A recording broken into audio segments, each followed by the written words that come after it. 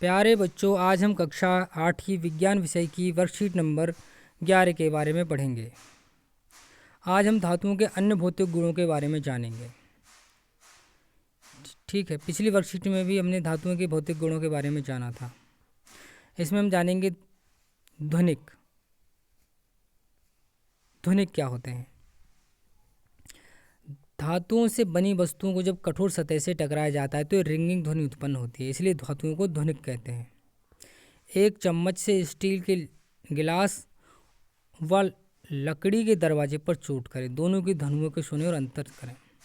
आप पाएंगे कि चम्मच से स्टील के गिलास को चोट करने से तेज ध्वनि निकलती है, जबकि लकड़ी के दरवाजे पर चोट करने से कम तेज ध्वनि निकलती है या बहुत कम ध्वनि निकलती है। आपने देखा होगा मंदिरों में घंटी लगी होती है, वो लकड़ी की नहीं होती है, वो किसी न किसी धातु की बनी होती है, चाहे वो स्टील की बनी हो, चाहे तांबे की हो, चाहे पीतल की हो, चाहे लोहे की हो, वो धातु की होती है। क्योंकि धातु की घंटी पर चोट करने से वो ज़्यादा तेज ध्वनि उत्पन्न करती है। इसके बाद विद्युत सुचालक और कुचालक के बारे में बात करते हैं। इस गुण को एक गतिविधि द्वारा समझते हैं। ठीक है, कुछ विद्युत उपकरण जैसे बैटरी, बल्ब और तार को दिए गए चित्र के अनुसार जोड़कर परिपथ बनाते हैं। ठीक है, परिपथ के ए बी सिरों को जोड़कर जांच करें कि बल्ब जला या नहीं जला है। पहले चेक कर लेते हैं एक बार। अब बारी बारी से तालिका में दिए गए प्रत्येक पदार्थ को ए तथा बी के बीच जोड़ें और देखें कि परिपथ में लगा बल्ब जला है या नहीं जला है, और उसको तालिका में लिखें। जिन पदार्थों में विद्युत का प्रभाव होता है यह विद्युत सुचालक कहलाते हैं। जिन पदार्थों में विद्युत का प्रभाव होता है वे विद्युत सुचालक कहलाते हैं, और इसके विपरीत जिन पदार्थों में विद्युत का प्रभाव नहीं होता है वे विद्युत के कुचालक कहलाते हैं। सामान्यतः धातुएं विद्युत की सुचालक होती हैं और अधातुएं विद्युत की कुचालक होती हैं, लेकिन परंतु ग्रेफाइट एक ऐसी अधातु है जो विद्युत की सुचालक होती है। ग्रेफाइट बेटा, जो हम पेंसिल यूज करते हैं, उस पेंसिल के बीच में जो काली जो है एक रिफिल सी होती है, वो क्या है? ग्रेफाइट की छड़ होती है। काली जो छड़ होती है पेंसिल के बीच में, वो ग्रेफाइट की छड़ होती है जिससे हम लिखने का काम करते हैं। तो कभी भी हमें पेंसिल से विद्युत उपकरण को नहीं छूना चाहिए, विद्युत तार को नहीं छूना चाहिए, क्योंकि पेंसिल में ग्रेफाइट होती है और उसमें विद्युत या करंट का झटका लगने का डर रहता है। ठीक है, अब हम बात करते हैं सारणी की। तो परिपथ जो इसमें बताया गया है उसमें हम विभिन्न पदार्थों को रखते हैं ए और बी के बीच में, तब देखते हैं। देखिए, पदार्थ लोहे की कील रखते हैं तो क्या होता है? लोहे की कील रखने पर हम देखेंगे कि विद्युत बल्ब जलता है, दीप्त हुआ है। कोयला रखते हैं तो हम देखते हैं कि विद्युत बल्ब दीप्त नहीं हुआ है। एल्यूमिनियम का तार रखते हैं तो हम देखते हैं कि विद्युत बल्ब दीप्त हुआ है। तांबे का तार रखते हैं तो हम देखते हैं कि विद्युत बल्ब दीप्त हुआ है। अगर हम चाबी रखते हैं तो हम देखते हैं कि विद्युत बल्ब दीप्त हुआ है। ठीक है, अब बात तीसरे नंबर पर बात करते हैं ऊष्मा की चालकता की। पिंकी की मम्मी कढ़ाई में हलवा बना रही थी, तभी दरवाजे की घंटी बजी। वे चम्मच को कढ़ाई में ही छोड़कर दरवाज़ा खोलने चली गई। वापस लौटकर उन्होंने जैसे ही चम्मच पकड़ी तो उनकी चीख निकल गई। धातुओं के एक सिरे को गर्म करने पर ऊष्मा गर्म सिरे से ठंडे सिरे की ओर स्थानांतरित होती है।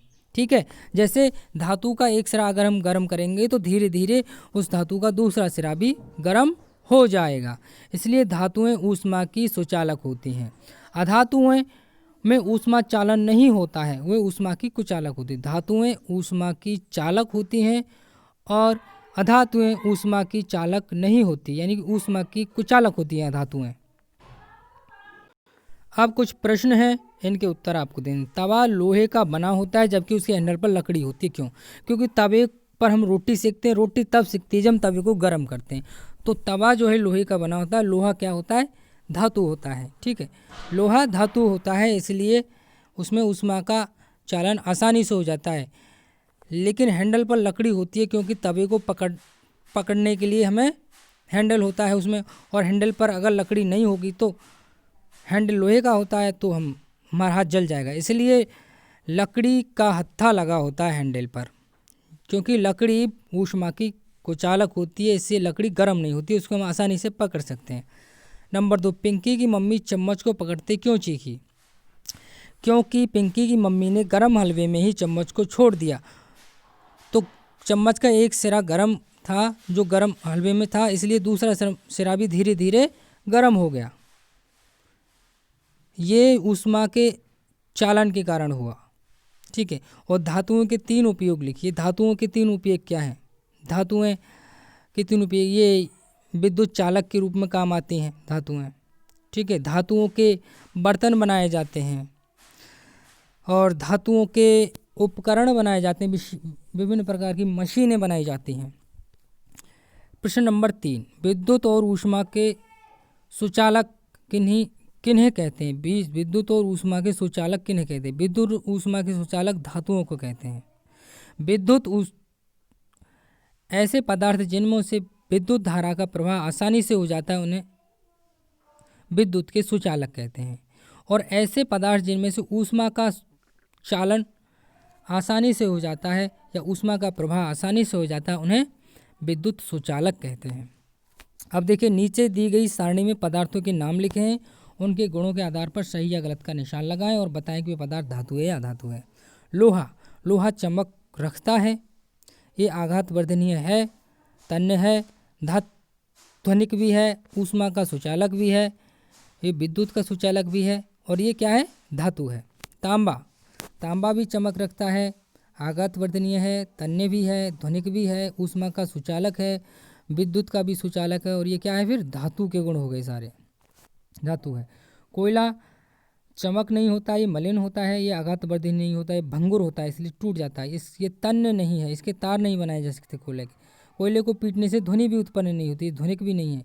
ये ऊष्मा का कुचालक है, इसमें से ऊष्मा प्रवाहित नहीं होती है। विद्युत धारा का भी कुचालक है, और ये अधातु है। कार्बन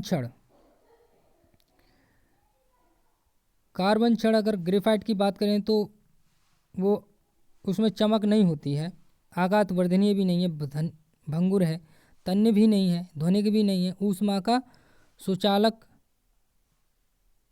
नहीं है। विद्युत चालक हो सकता है किसमें? कार्बन की छड़, अगर वो क्या है? ग्रेफाइट है तो। और ये अधातु है। क्या है? ये अधातु है। एल्यूमिनियम में चमक होती है, आघात वर्धनीय है, तन्य होती है, ध्वनिक होती है, ऊष्मा का सुचालक है, विद्युत का सुचालक है, और ये धातु होती है। धन्यवाद।